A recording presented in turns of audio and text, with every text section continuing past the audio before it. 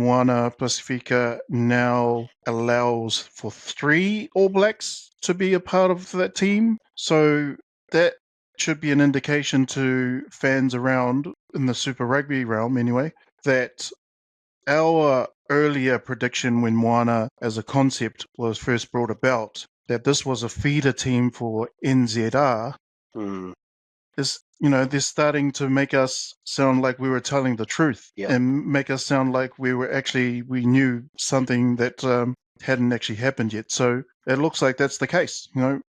Anyone could look at that and go, hold on a minute, New Zealand Rugby have a bit too much control on this, allowing for 3 All Blacks to be part of Moana. What's going on there? I thought this was a fully Pacific team where Samoa Rugby Union, Tonga Rugby Union, and Fiji Rugby Union all benefit from this team. The only way really that they can benefit from this team, if you're not looking at it from a financial standpoint, is having players from those unions picked in that team. Doesn't look like it. Looks like New Zealand still gets to have players in that team. So whatever way you look at it, New Zealand still have control over what happens in that team. By putting 3 All Blacks in there, that now leaves the door open for more All Blacks later on down the track. Who's to say they wouldn't increase that to 5 or 6 later on? Yeah. We did sort of question that around Moana Pasifika when it first started up.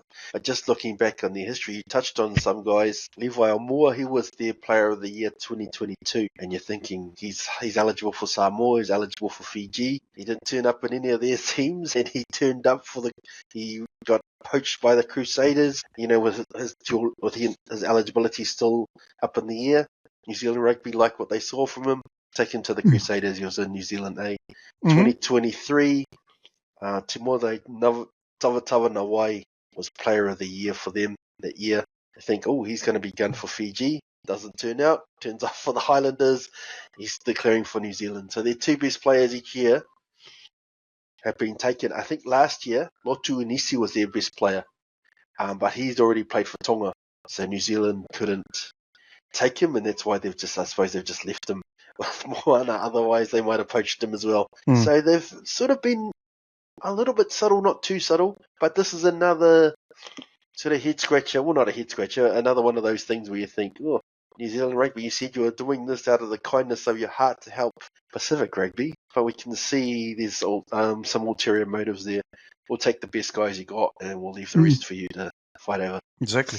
Which is unfortunate. And while we'll continue to support the Blues, if that's the 6th New Zealand team, I'll just stick